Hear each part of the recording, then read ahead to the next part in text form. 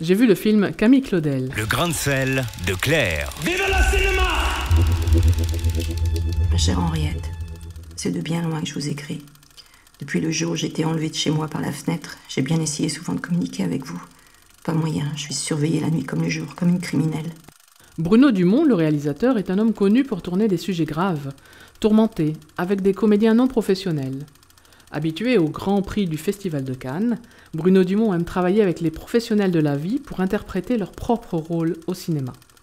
Ainsi, à la demande de Juliette Binoche, qui avait envie de partager ce travail et d'aller plus loin dans son métier de comédienne, Bruno Dumont a engagé l'artiste peintre Juliette Binoche pour interpréter l'artiste Camille Claudel.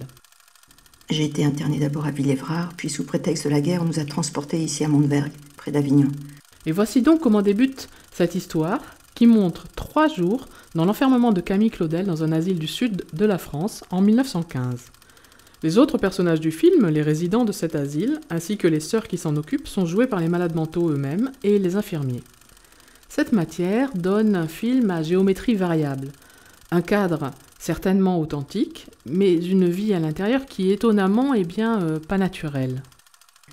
Inutile de vous raconter ce que j'ai souffert depuis que j'ai été arrachée de mon atelier pour être enfermée dans ces horribles maisons.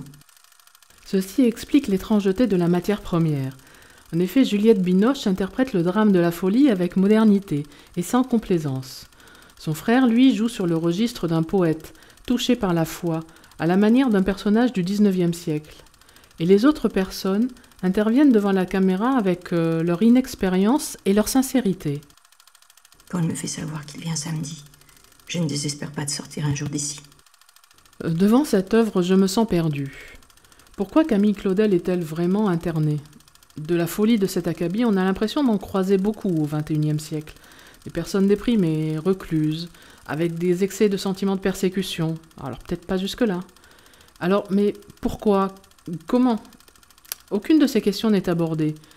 Bruno Dumont nous filme une forme de folie, nous filme l'injustice, la résignation, un climat, la douleur, la solitude et surtout l'abandon sur l'omniprésence de Juliette Binoche.